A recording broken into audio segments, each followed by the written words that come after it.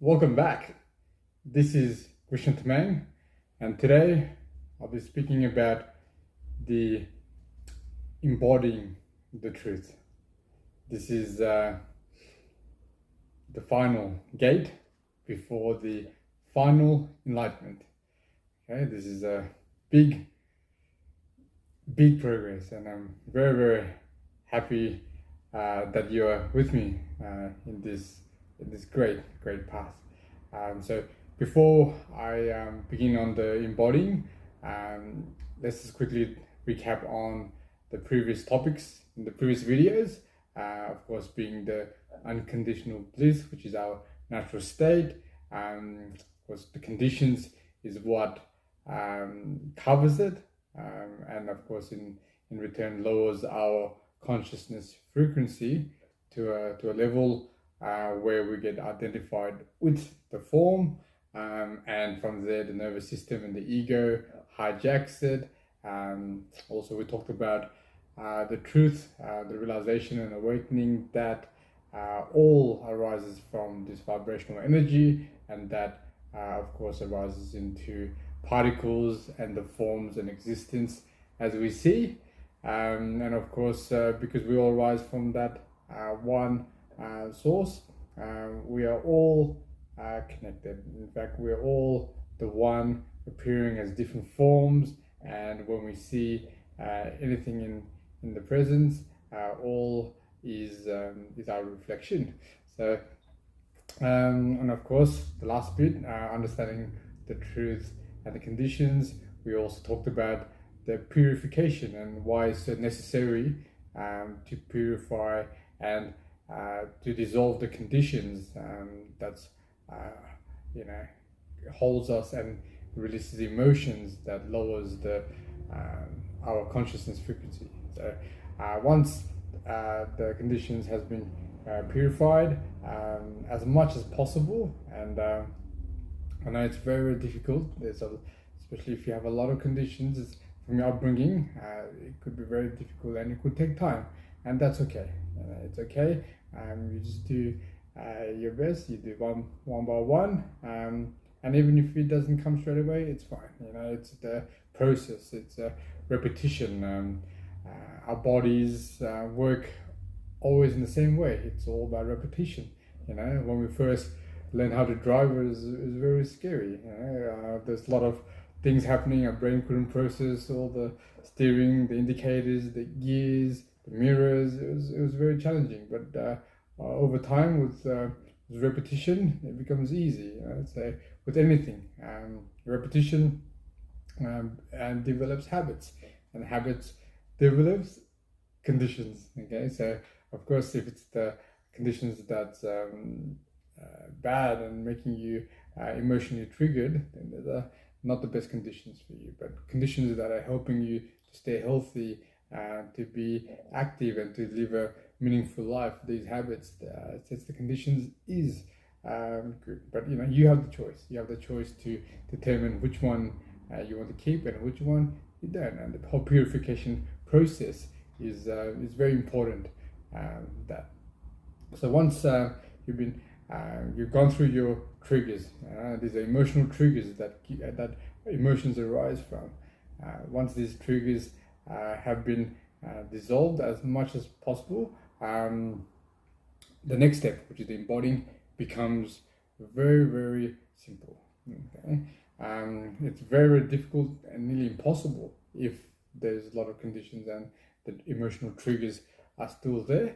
But once they're dissolved, it becomes quite natural, like as if that's our natural state, which really is, because all the conditions, as I explained before, that these are add-ons to our natural state. They're conditions based on illusions or perceptions and things that are not permanent. They're temporary conditions. Okay, so yeah, very exciting step. So let's continue on. Let's go right to the final gate. Okay, so embodying. Okay, embodying is essentially what it is when we're in presence, we adopt this form. And this form is a vessel. We use this form to navigate this world. It's got the senses that we use to perceive what and how things are.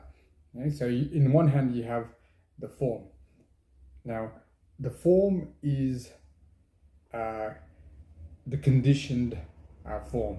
Okay, it's conditioned form because of course it has a lot of nervous system. It has all the different systems in the body, the aging system. So they all are within that frequency which this form has arisen from, the vibrational frequency going up and down.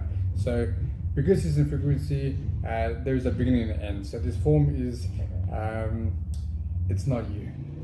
It's a form that we use temporarily to experience the presence, okay, this whole existence.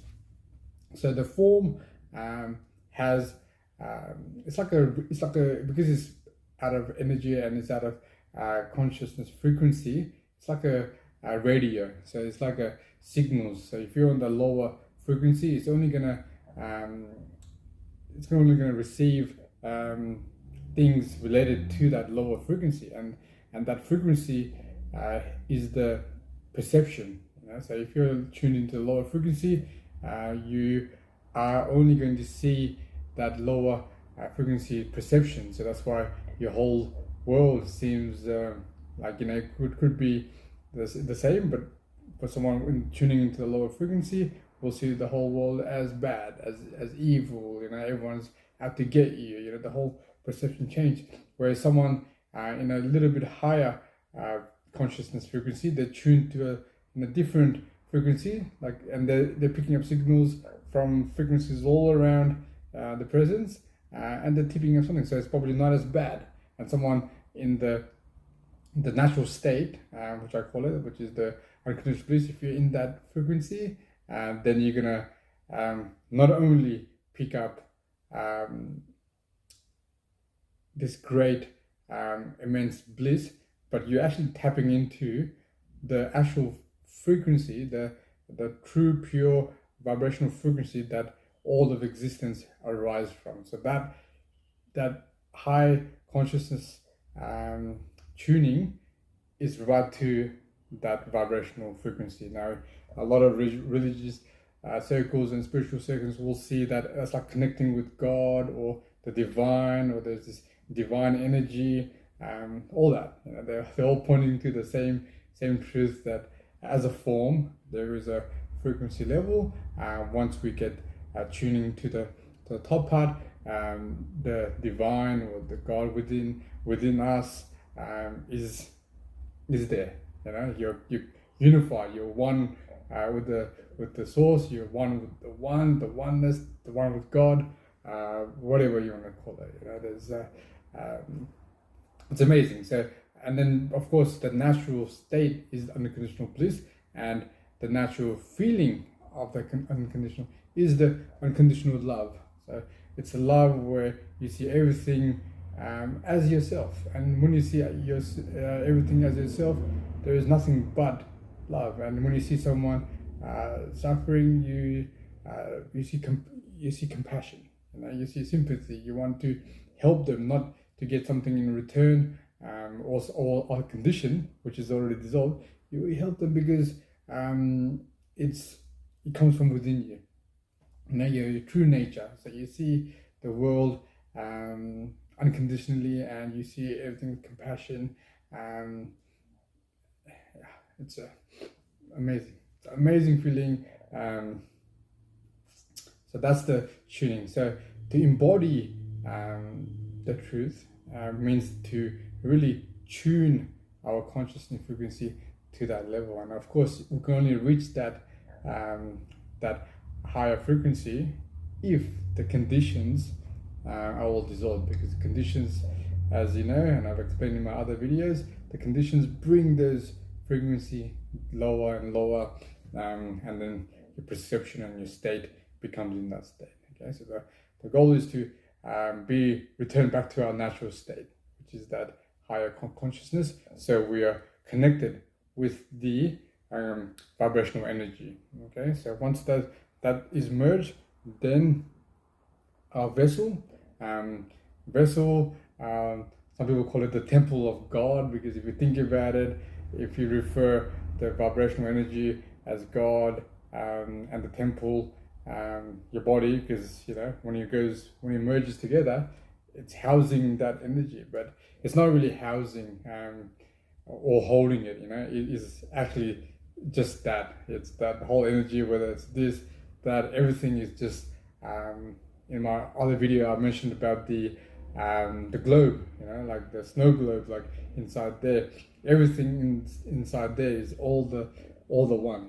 It might have different forms, but all of that is that one piece.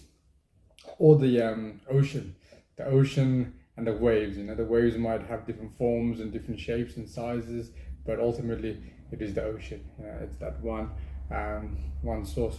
So once the embodiment has happened, then we get to the state, our original state, which is the unconditioned bliss state. Now, up to this point, there's a lot of information, and the videos, I can only do so much on explaining them, but to get more deeper, clarify, of course, the best method is to search within yourself. That's the best way. To search within, look at my these information as pointers, but reflect back into yourself and really search within you, and then you can find that truth, because it's hearing my voice and understanding is one thing, but to really live it and embody it in your form, that's a completely different thing. So use that information. Of course, you can always refer to my book, Bliss in the City. It's a step-by-step guide to final enlightenment, and of course to live as unconditionally in bliss in the modern city. The book I've structured it so the first chapter, second chapter, third chapter, if you follow that order, then the later chapters like 4, 5, and 6, they become much more. It makes more sense. It's hard to jump into the chapter 6 without understanding the first couple of chapters.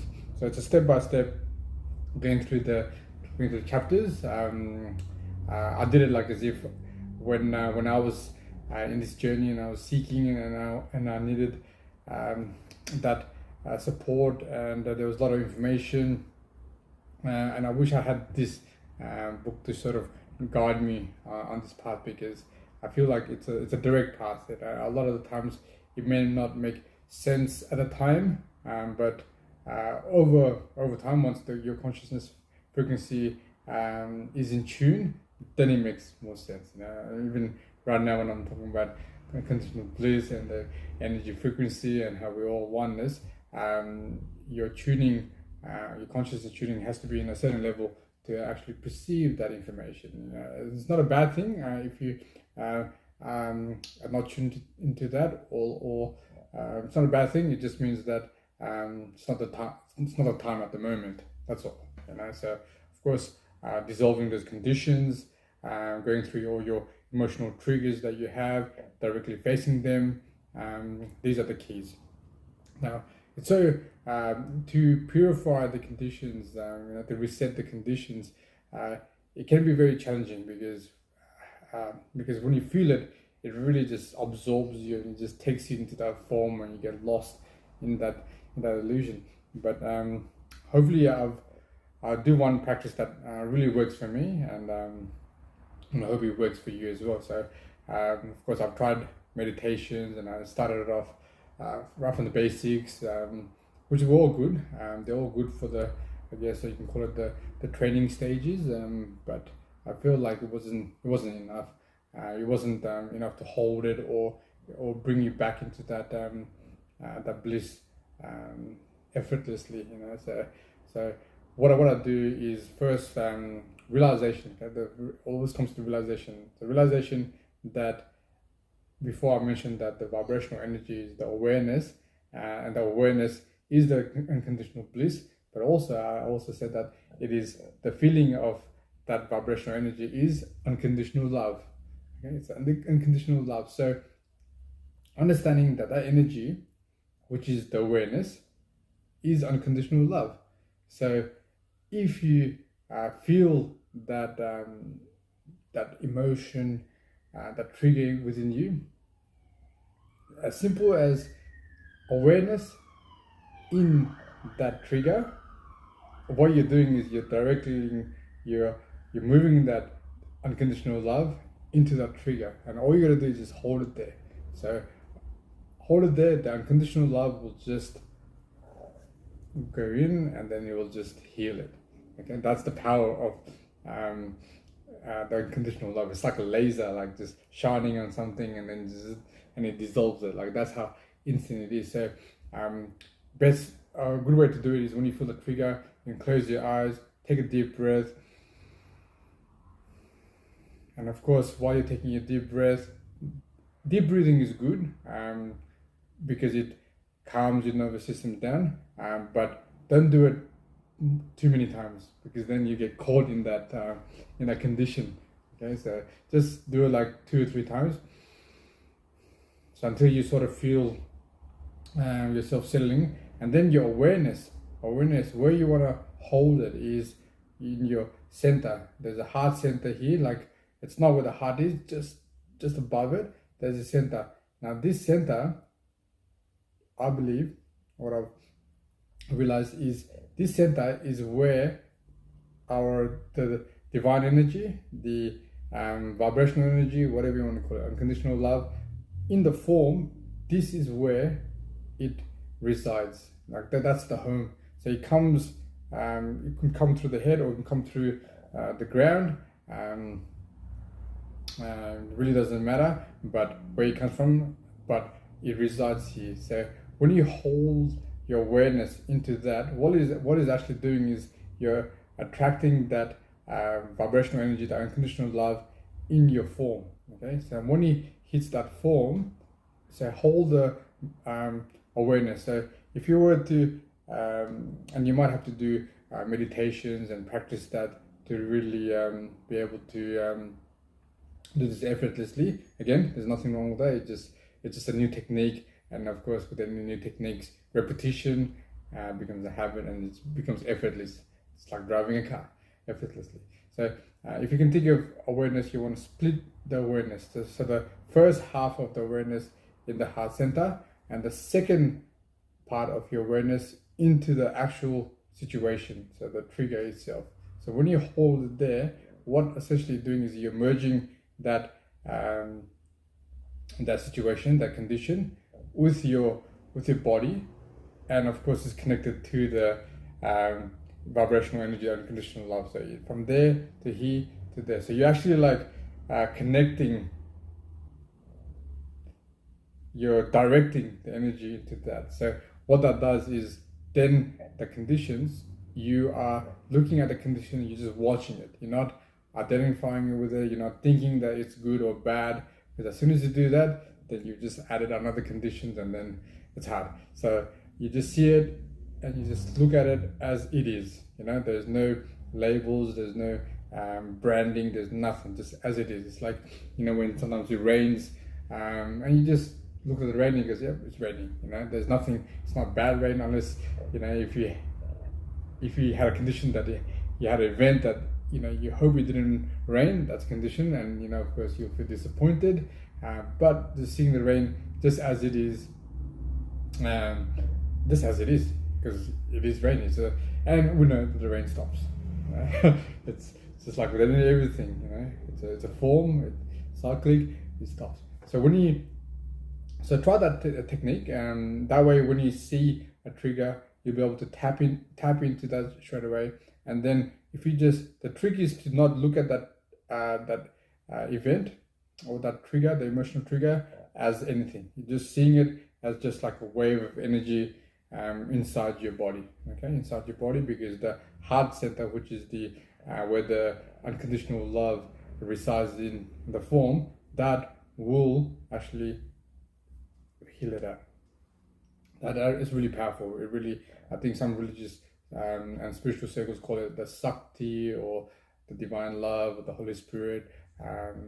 there's so many different names, but that is so strong. It's so strong, and when you can feel it just dissolving it, that trigger will come. You'll feel it, but as soon as you have your awareness into that and you keep it in your heart center, it will just dissolve instantly. Okay, so that way, even if your consciousness frequency was going to be triggered, it was going to come back down, gets dissolved, and it's back there again. So the ideal, the state of embodiment will be you're constantly at that, at your natural state, which is that high level of consciousness, which is tuned to receive the divine energy, the vibrational energy, the unconditional love, whatever you want to call it, that's fine. It's always there. So whenever you go through your daily life, anything in traffic, someone cuts you off or brings, there might be a slight decline in the thing, but as soon as you, again, bring your heart center, awareness, bring the truth into it, bang, hits it, it dissolves it, it's back there again. It doesn't even come back down to this level anymore. It's just like, it's always there. And of course, with repetition with practice, eventually you'll get to the state where you don't even need to focus on the heart, or that you just like look at it and you can just, it won't even go down. Like the emotional trigger won't even bring it down. The trigger won't even happen because the body is so used to feeling, and the awareness, the unconditional love, just dissolving it. The ego thinks like and goes, oh, I'm not gonna trigger that again because it's just gonna get dissolved in a second anyway. So it doesn't even come anymore. Also the meditation as well, of course, in the beginning stages, it's always helpful to close your eyes, focus. So this just helps you, so you block out all the other the presence, so you can just focus within. But over time, the greatest practice is when you open your eyes. You open your eyes because the unconditional state is being is when you're embodied with the truth, which is the vibrational energy of what we all are. So to merge into that, what that means is like you're being that one. You're being, you're not that this form. You're not separated. You're back into that one. Back into the one. So when that happens, the vibrational energy that comes has to be merged with the form to feel, to get that state of unconditional bliss. It has to be merged, and the frequency has to be right to get there. That's really all it is. Now, once you get in that embodied state for a certain period of time, you'll start seeing that there is no contrast on anything. You look at a tree, you don't look at it as a particular type of tree. You just see it as a form. You look at a building or a car or anything, and you just look at it just as a form. There is no that description of what it is. It doesn't come in your mind first. Only when you really bring into your consciousness, and then you go, oh, okay, yes, that's a certain type of tree. That's an orange tree, or that's a black couch. So now you have to say, well, you have to actually think to actually analyze what it is. Whereas before, when we're living in the form state, we just look at something and instantly we perceive that as, oh yeah, that's a brown couch, or that's a dirty smell. That was the case before. Now it's like you see everything as it is, and you really got to think twice to go, oh wait, actually that's and you only do that when you want to play in the game. Now the game is an amazing thing. It's so amazing because once you're embodied for so long, you realize that what is the point of all this? Like, what is okay? So I can see that I'm awareness, yep, and everything else is awareness. And when I look at things, that's a reflection of me, just in a different form. And when someone is getting triggered, that person or that form is getting the consciousness frequency is tapped in a lower level, which means they're perceiving things in a different way. So yeah, we can see all that. So then you realize, what is the point of all this, and the biggest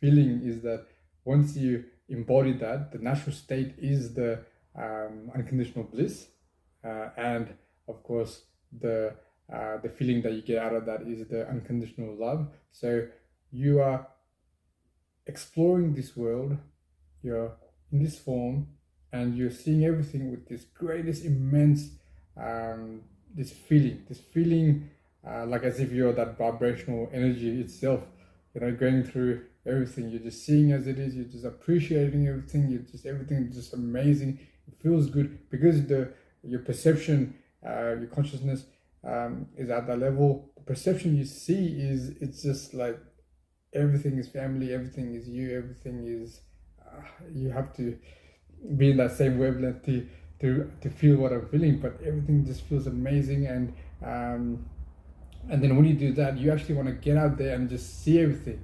You just want to go out there and experience everything. You want to go check it out, because whenever you look at something, it just feels amazing. And everything, you realize that this whole existence is presence, and the more you stay grounded in presence, the more better it feels. Like that's the so before, when we talk about presence, yes, everyone talks about being in the present moment and this and that, but being in the present moment with that state, it's like I tried it before. It's doesn't feel anything. It doesn't feel good. It feels more stressful. It's like you constantly have to be in that thing. But when you're in that tapping into that high frequency, because you've dissolved all your ego and all the conditions that covered it, and you're merged and embodied with the vibrational energy, the truth of who you really are, and you realize that everything is you. So when you feel the presence, it's becomes effortless. Like it's so natural, and it's like you're just swimming. You're the ocean. You're just swimming, and everything is just you as well. Like it just like that is the ultimate liberation. Like and to have that choice that you can be that, and yet you can still engage in the day-to-day, and you see everything with compassion, not as a trigger, not as a reaction. Like before, if I was going to work before, I'll drive and there's a red light, I'll be like, oh come on, like I'll be anxious, I'll be stressed because I'm gonna be late. Why am I gonna be late? Because the boss will give me a warning or something. Will look down on me and my conditions that I have to be the best. Or, like these kind of things. It's just it's painful. But now you can continue doing that, and you're doing it. You want to go to work on time, not because the boss is gonna think, because you want to go there because you want to help them. You see that as a compassion. Okay, the boss is spending a lot of time and energy. That's his livelihood. You want to support them. You see in that angle rather than you doing it for yourself. You're perfectly happy with everything you got. You can have nothing and you're at total bliss. But now you do things because you want to help others, just because of that love. You want to not see them suffer, and if you do see them suffer, it's fine, because it's only conditionally. But if you could do anything to try to do it so they don't feel that, by all means. And other than that, it's fun. Like especially when you're doing any activities with the state of unconditional bliss, washing dishes feels like more fun than anything I've done before reaching this state. Everything is fun. You can stare at a blank wall, as I said before, or stare at a clock and watch it, and everything just feels amazing. So any tedious task, there is no such thing as tedious. Before, it was only tedious because the mind, the ego, had something else to do, something else you'd rather be, you'd rather do, and so because of that, the task became tedious, because it was a condition that it had to be finished so you can go into this more fun stuff. And the mind, the ego, it always chases pleasure. It tries to avoid pain, always tries to get pleasure. But when you're in that state of unconditional bliss, there is nothing is. You don't need to be anywhere else. You're in presence. You feels great in here, and then because the presence is all you as well, it just amplifies everything that you're feeling. One thing that I also do is the same practice that I mentioned before about the purification and having that awareness in the heart. So even in the bliss state, you look around, because that is all presence, the awareness. You see everything as it is, but you also have that first half focused in that heart center as well, because remember, this is the form and this is where it resides. So every time we look at a presence, which is everything that you see, which is of course us as well, when we look at it, anything you see, there's this surge of bliss just pours in here, so you look here, ooh, you look somewhere else, ooh. So when you keep looking around like that, there's like probably the best way to explain it is like, when sometimes you drive and you have your dog or someone else's dog, and they're going outside the window and they're like smelling the fresh air, and they're like, oh my god, like everywhere they look, there's like amazing, everything smells so good. It's like that. Like when you're in that state of bliss, you look around, everything you look is just like, oh, just because you're looking at yourself, so to speak, like you're looking at the reflection. So every time you feel everything, it just, that surge of thing just goes. Sometimes it feels like as if it's on fire, because it's just so powerful. And it's very different to love. Like, love is a great feeling as well.